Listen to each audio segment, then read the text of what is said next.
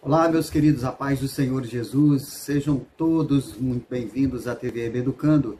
Eu sou o pastor Rubens Mendes e no nosso encontro de hoje nós estaremos dando prosseguimento ao segundo trimestre do ano de 2022 e nesse trimestre nós estamos estudando acerca dos valores do Reino de Deus, a relevância do Sermão do Monte para a Igreja de Cristo.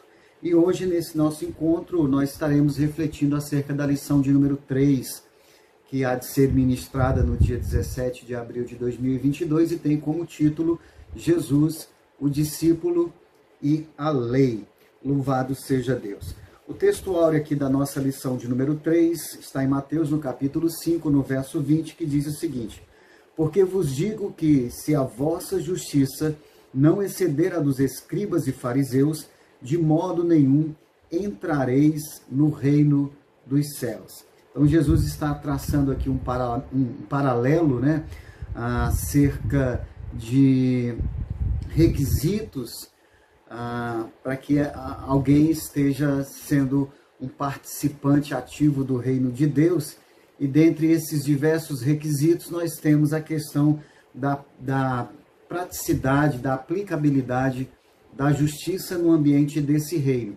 E aí Jesus traça um paralelo aqui, faz uma comparação entre a justiça aplicada pelos escribas e fariseus e a justiça que é a que se espera ser aplicada por aqueles que estão no reino de Deus.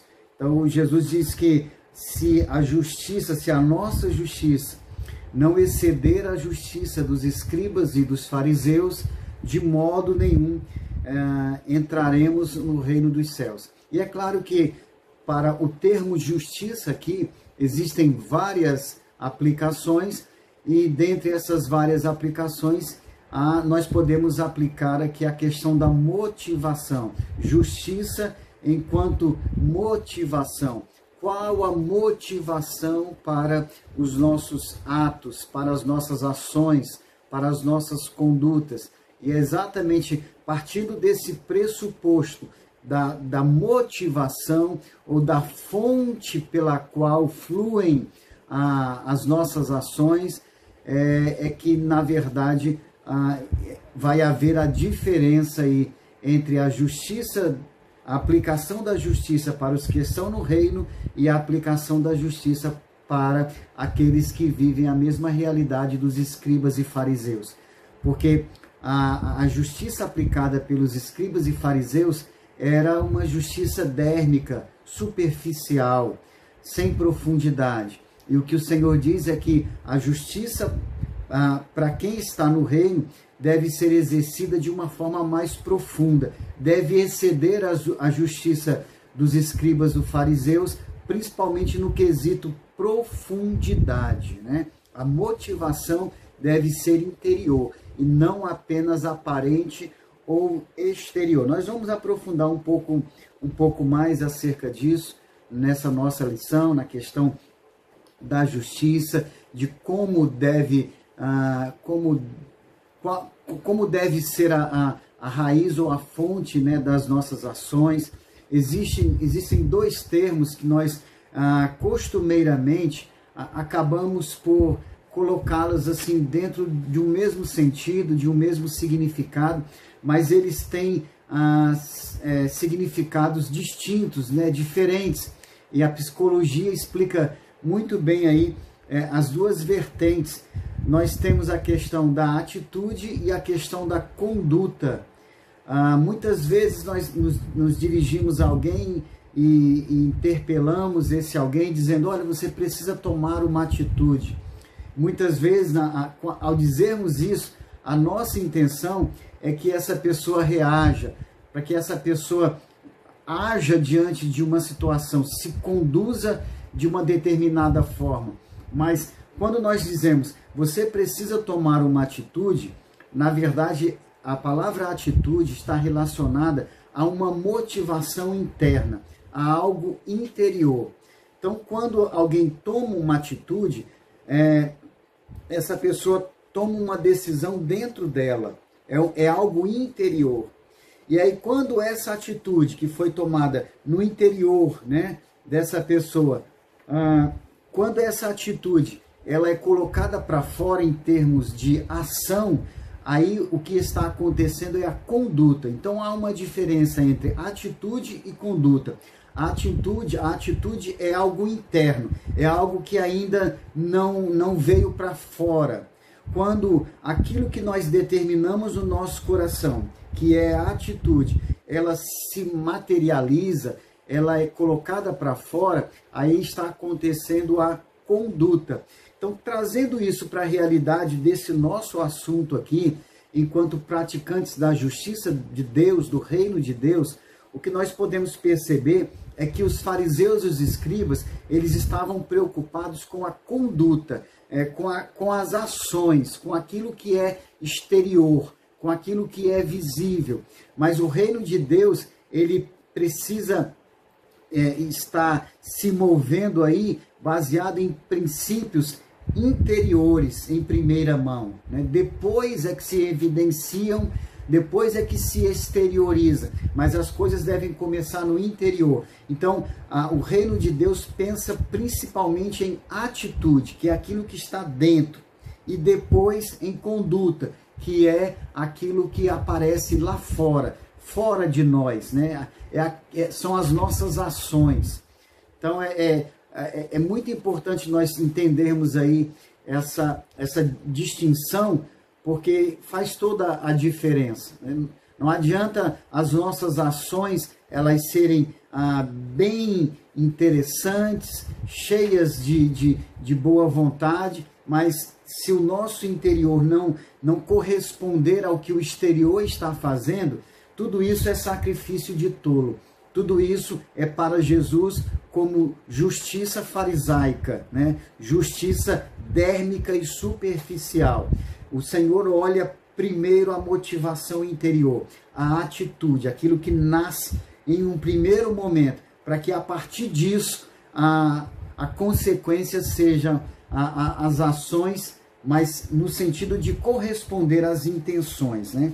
Então é muito importante esse correlacionamento entre ação e intenção, conduta e atitude. Se não houver essa correspondência, para o Senhor, que conhece todas as coisas e contempla o nosso interior, para o Senhor, as nossas ações elas são infrutíferas se elas forem apenas superficiais e externas. A verdade prática da nossa lição diz o seguinte: os seguidores de Jesus são chamados a viver a justiça do reino de Deus. Essa justiça baseada na nova aliança em Cristo nasce no interior do crente e reflete no exterior da vida, né? Então, podemos aí perceber que a coisa agora, no que diz respeito ao reino de Deus, não é validada apenas pelas ações externas, né? É preciso haver algo dentro, né? Algo mesmo fluindo de dentro, do profundo. E reino de Deus fala de profundidade. Exceder a justiça dos fariseus está ligado a algo que vai além apenas de simples ações retóricas, né? Ações para se ver, ações exteriores.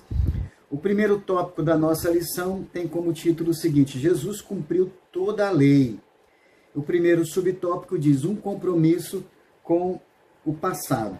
Então, o que a gente pode perceber também é que, na verdade, quando Jesus veio à Terra, né, quando aconteceu aí a plenitude dos tempos e Jesus veio habitar entre os homens, Jesus ele não veio ali para desconstruir.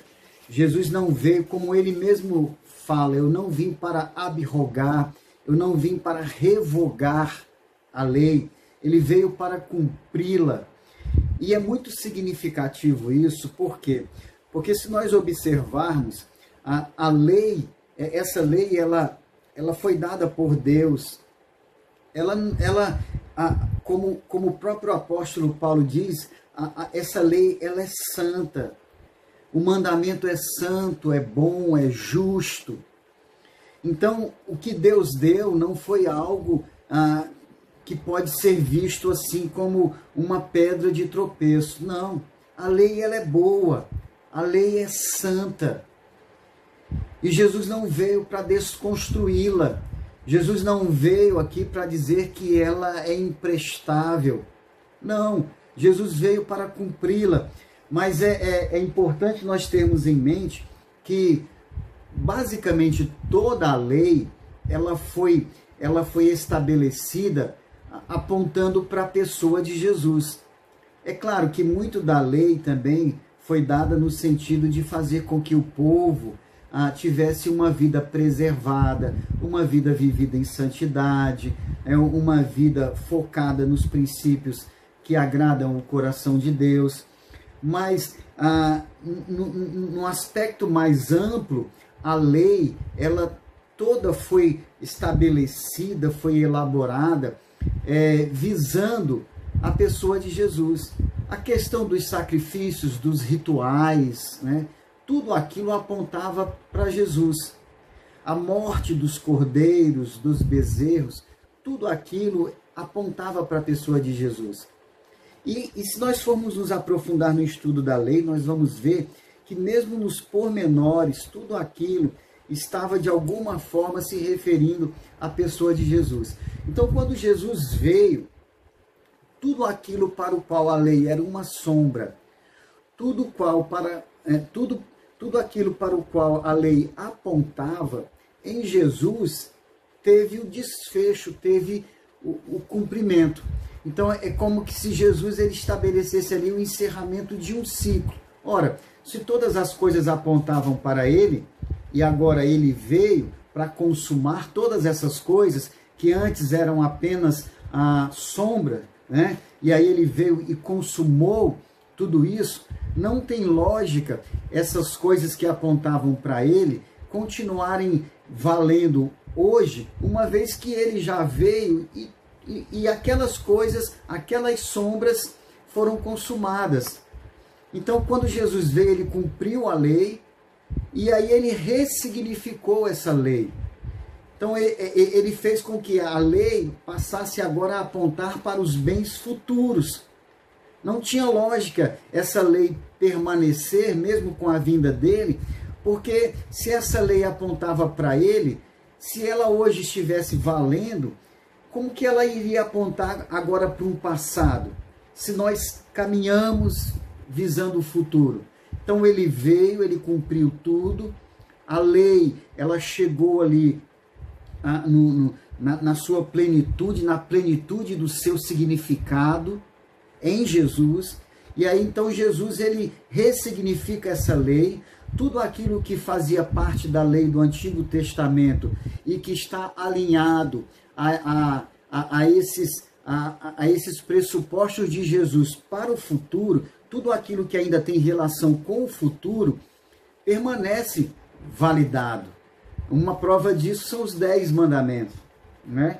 Então, nos 10 mandamentos nós temos aí princípios que devem ser vividos até o fim de todas as coisas, né? Até nós estarmos de uma vez por todas nas moradas celestiais. Então, essas coisas que faziam parte da lei do Antigo Testamento, mas que ainda encontram sentido, há um sentido em observarmos essas coisas, porque elas continuam caminhando conosco em rumo ao futuro. Essas coisas elas ainda fazem parte, elas ainda estão presentes, e Jesus ainda as mantém. Mas aquilo que dizia respeito apenas a um cumprimento que aconteceria com a vinda de Jesus, não tem por que essas coisas permanecerem, porque Jesus já veio e o que havia de ser cumprido com a vinda dele foi cumprido, né? Então, nós não estamos aqui para desmerecer a lei, né? Na nossa própria lição aqui, nós temos na seção Ampliando o Conhecimento, algo muito interessante que diz assim: a lei não foi dada como meio de salvação com Deus. Antes, pela lei, Deus ensinou ao seu povo como andar em retidão diante dele, como seu redentor, e igualmente diante do próximo. Então a lei teve um papel crucial aí na conduta e no comportamento do povo de Israel. Mas a lei nunca teve a intenção de mostrar o caminho para a salvação. Ela apontava para o Salvador. E aí, quando o Salvador veio, ele então apresentou aí, né, através da sua vida, do seu sacrifício de vida e dos princípios agora estabelecidos por ele, ele então nos traz aí quais são os critérios para nós alcançarmos a salvação e antes disso vivermos já como salvos na presença dele. Louvado seja o nome do Senhor. Então, nós temos aqui no subtópico 2, Jesus não veio destruir a lei, né? E a gente comentou aí, para muitos opositores, Jesus era um agitador, um revolucionário, um destruidor da tradição recebida. Então, de forma alguma, Jesus teve essa pretensão, né? E ele falou isso por diversas vezes, e na verdade ele estava ali ressignificando, né? Trazendo um novo significado para essa lei. A gente pode perceber claramente que o reino de Deus, ele também, hoje, né? Hoje, também tem seus princípios, tem as suas leis que devem ser observadas por todos quantos fazem parte desse reino. Nós não vivemos num reino sem princípios, nós vivemos num reino, pelo contrário, com princípios elevadíssimos, né? Então, a ideia não foi revogar a lei, mas dar um outro sentido. O subtópico 3 diz: Jesus completou e aperfeiçoou a lei, né? E eu destaco aqui o seguinte: em momento algum Jesus conflitou com as escrituras do Antigo Testamento, mas as harmonizou plenamente. Por isso, diferentemente dos escribas e fariseus que usavam a lei para abusar do povo, o Senhor Jesus a aperfeiçoou. E era muito isso mesmo, né, que acontecia com relação à forma com que os fariseus e os escribas, os intérpretes da lei, procuravam aplicar, né, e exigir do povo a aplicação dessa lei. Então, no contexto farisaico, a lei ela era muito utilizada para aprisionar. E já no contexto de Jesus, a lei ela é utilizada para libertar, né? O pensamento da lei farisaica, né? O fundamento dessa lei era a culpa, era fazer com que as pessoas se sentissem culpadas. Já o fundamento da lei no reino de Deus é o amor. Então, o próprio Senhor Jesus, ele resume toda a lei no amor a Deus, no amor ao próximo, no amor a si mesmo. Porque quem vive aí sob a tônica do amor, com certeza vai procurar viver um estilo de vida que não cause prejuízos, tanto no seu relacionamento com Deus, quanto no seu relacionamento para com o próximo e para consigo mesmo. Então essa pessoa viverá aí sempre observando a questão do respeito, né? A consideração acerca daquilo que lhe é caro, né? A pessoa de Deus, o seu próximo e a si mesmo. Então essa questão aí da lei, cuja tônica era a proibição, nós temos no ambiente do reino de Deus a tônica sendo a conscientização. Então, enquanto na lei do Antigo Testamento, os fariseus e os escribas procuravam sempre realçar a questão da proibição, não faça, não toque, não fale, né? Na questão do reino de Deus, a lei, ela funciona no sentido de conscientização. Por que você não deve fazer? Qual seria o resultado em você realizando determinada prática que não convém?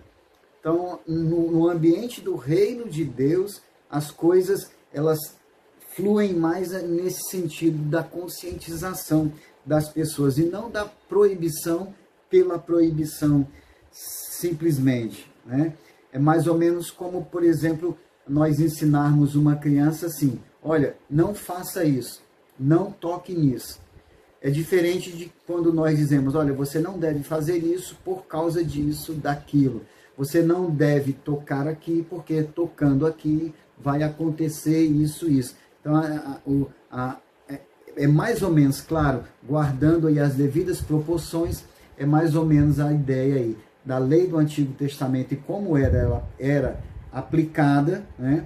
E a lei do reino de Deus, como ela é aplicada, né? Nessa questão da consciência. O tópico 2 fala o seguinte, a letra da lei e a verdade do Espírito.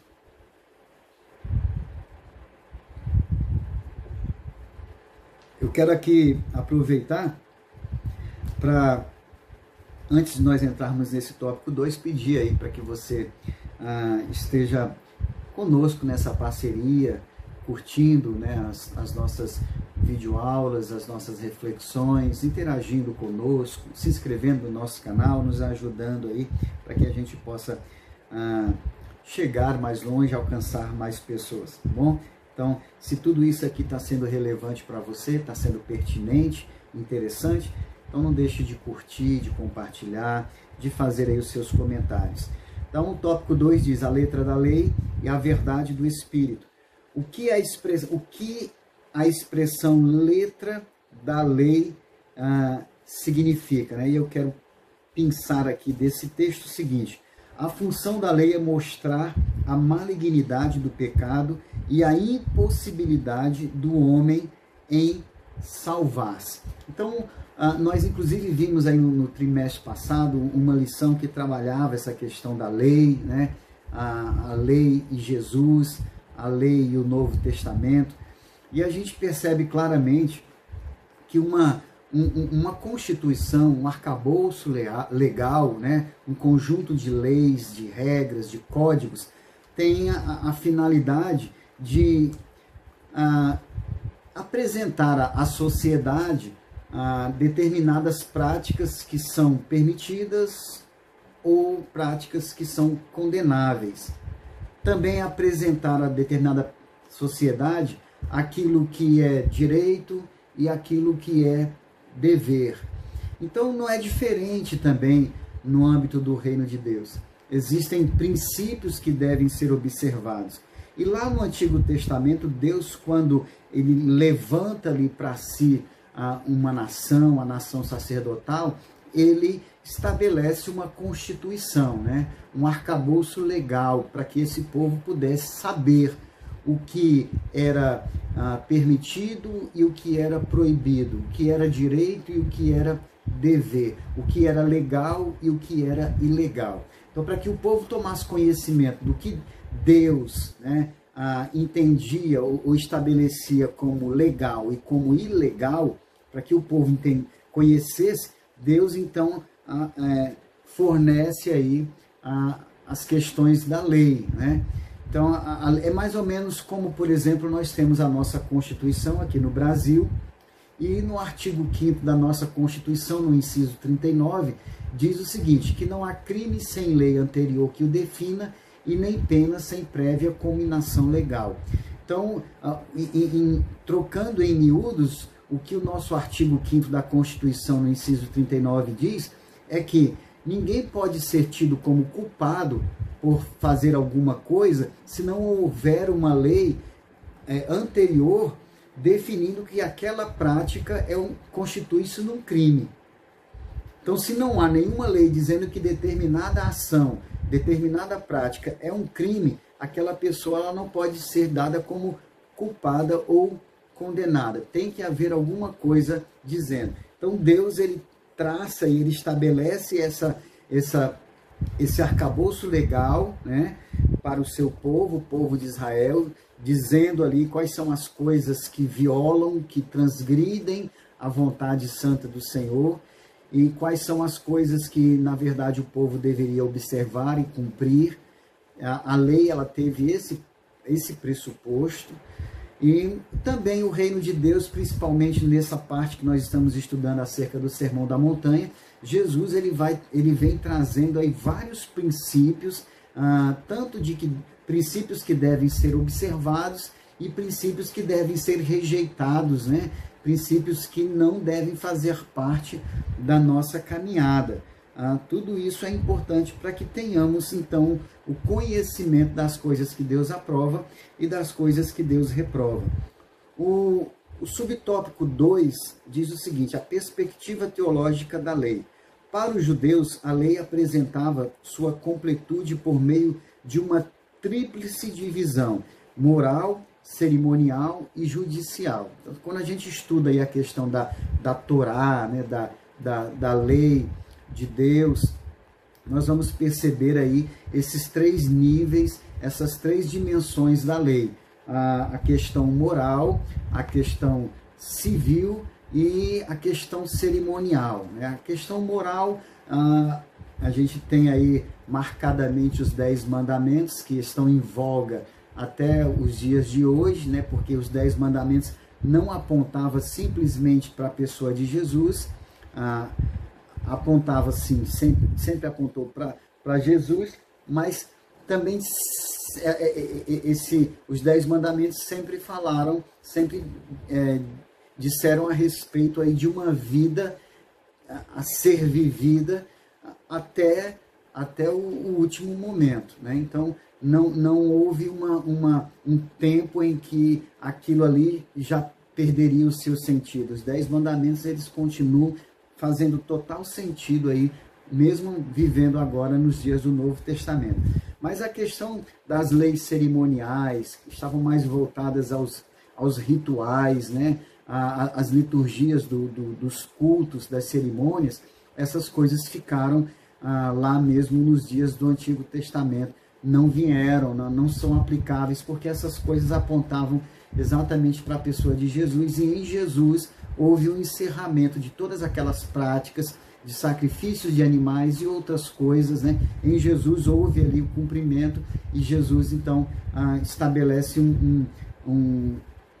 ali, né, um ponto final em tudo isso. Também as leis civis. Essas leis civis elas estavam mais direcionadas ao ambiente ali social do povo de Israel. Muito embora muitas dessas leis civis elas fazem parte hoje de muitas constituições, né, pelo mundo afora aí. A própria Constituição brasileira, se nós formos ver ao pé da letra, nós vamos ver que existem muitas leis da nossa sociedade que elas foram extraídas aí das páginas do Antigo Testamento, né, das leis civis aí do povo de Israel. Ok? Pelo sistema da antiga lei, havia um falso entendimento de que o homem poderia viver de maneira justa segundo o seu próprio mérito e que por isso seria possível salvar-se, né? Então houve aí essa questão, essa dificuldade do povo de Israel de entender exatamente qual era a intenção de Deus, por mais claro, né, que tudo aquilo estivesse, mas o povo, talvez por conta de viver apenas focado na dureza da letra, né, da letra da lei, e não na verdade do Espírito, um povo que de repente se fechou para as coisas do Espírito e passou a viver mesmo apenas na formalidade da letra. Por conta disso, essas pessoas entendiam que pelo fato de cumprir toda a lei, elas seriam salvas. E por pensarem assim, elas acabaram deixando de lado a importância, né, de todo o sacrifício de Jesus, de tudo que Jesus fez, que na verdade é o fundamento aí da nossa salvação. O subtópico 3 diz: a lei e a verdade do Espírito. Em conformidade com esse evento salvífico, o apóstolo Paulo diz que a letra mata, mas o Espírito vivifica. Quando alguém vive pela lei, não usufrui do benefício, né, do legado de Jesus. É o que acontece até hoje em dia. O para muitos judeus ortodoxos, judeus que não reconhecem aí a Jesus, né, como o cumprimento da lei, essas pessoas, elas acabam não desfrutando aí do legado de Jesus, né, e elas continuam ainda vivendo aí sob o jugo de uma antiga aliança que já teve o seu ciclo fechado, né, que já teve o seu término decretado aí na ocasião da vinda de Jesus. Subtópico 4 diz: qual o propósito da lei para os discípulos de Cristo? A propósito da lei para os cristãos, o apóstolo Paulo responde a essa questão mostrando que a lei é santa, né? Então, na verdade, já falamos aqui em vários momentos acerca da importância da lei, de tudo que ela, na verdade, significava, tudo para o qual ela apontava. Então, a lei teve, assim, uma participação significativa na construção, assim, de toda uma consciência acerca da pessoa de Jesus. Então, a gente hoje conhece de uma forma mais profunda a realidade de Jesus e do seu reino, porque nós temos acesso aí justamente à questão da antiga aliança, da lei de Moisés. Aí tudo isso reveste a pessoa de Jesus para nós, reveste de um profundo significado, né? Tudo isso traz um sentido, tudo isso traz assim uma capacidade de compreendermos com muito mais profundidade. Então a lei, ela tem sim um significado muito importante, embora ela agora deva ficar no seu devido lugar, apenas como um conteúdo histórico, um conteúdo que ilustrava ali tudo o que estava por acontecer e que aconteceu.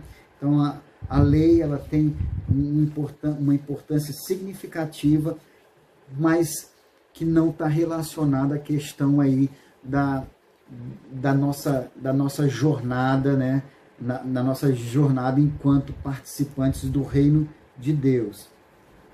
O tópico 3 fala sobre a justiça do reino de Deus.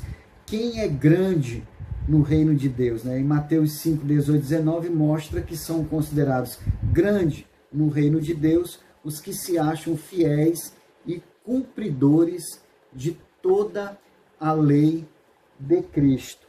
Então nós já vimos aqui na primeira lição que o reino de Deus é um reino paradoxal. É um reino que, de certa forma, flui na contramão dos princípios dos reinos desse mundo, né? Das intenções, de todo o fluxo desse mundo. A gente percebe que o reino de Deus, ele vai de encontro, ele vai na direção oposta. Então, no ambiente do reino, será grande quem, na verdade, for aquele que se dispõe a servir mais. E o que serve mais para esse mundo é o menor de todos, mas para o reino de Deus é o maior de todos. E aí é onde nós percebemos os paradoxos do reino de Deus. O dar é ganhar, né? Ora, na lógica, o dar é você, quanto mais você dar, pela lógica, menos você é subtraído, né? Menos o que você tem diminui. Mas no ambiente do reino de Deus, quanto mais se dá, mais se ganha. O próprio morrer é viver. No reino normal, no reino natural, nos reinos desse mundo, o morrer, é acabar. Já no reino de Deus, o morrer é viver. Então, são oposições assim que mostram que a justiça desse reino é uma justiça que flui na contramão, né? A justiça do reino de Deus flui na contramão do reino dos homens, por assim dizer. A justiça do reino de Deus é o tópico 2 e diz: a compreensão da justiça do Antigo Testamento baseado no binômio lei e obra gerou orgulho pessoal e confiança nas próprias ações dos judeus para justificarem a si mesmos. A gente percebe claramente que havia na mentalidade judaica, né, naqueles que procuravam viver e cumprir a lei do Antigo Testamento, a gente percebe isso aí na questão do fariseu e do publicano, né, que se comparava ali e desmerecia o publicano, daquela parábola do bom samaritano, a questão do levita, do fariseu, como eles se sentiam superiores. Então, a questão da lei do Antigo Testamento dotava de alguma forma as pessoas que observavam apenas a letra, né, a rigidez da letra, acabava tornando essas pessoas arrogantes, né, autossuficientes, pessoas ensimesmadas, que se bastavam e achavam que elas mesmas poderiam se garantir, bastando apenas cumprir ali os princípios legais. E o que a gente percebe é que essa justiça jamais justificaria e jamais justificou alguém. Cristo Jesus, na verdade, é a nossa justiça. É em Cristo que Deus vê a sua ira para com o pecado da humanidade sendo aplacada. É através de Jesus, do seu sacrifício, da sua entrega, que hoje nós somos justificados. Nós não somos justificados pelo que fazemos ou deixamos de fazer. Nós somos justificados em Cristo. E nada melhor do que reconhecermos essa justiça de Deus através de Cristo na nossa vida, nada melhor do que procurarmos corresponder a essa justiça, procurando também exercer essa justiça para com as outras pessoas, né? Porque essa justiça de Deus sobre nós, através de Cristo, tem um nome, misericórdia, tem um outro nome, graça. E assim como misericórdia e graça temos recebido do Senhor, misericórdia e graça também devem fluir da nossa vida, enquanto cumpridores dos princípios do reino de Deus, né? Então, queridos, nós vamos ficando por aqui. Que Deus em Cristo continue abençoando a sua vida e até o nosso próximo encontro. Um forte abraço.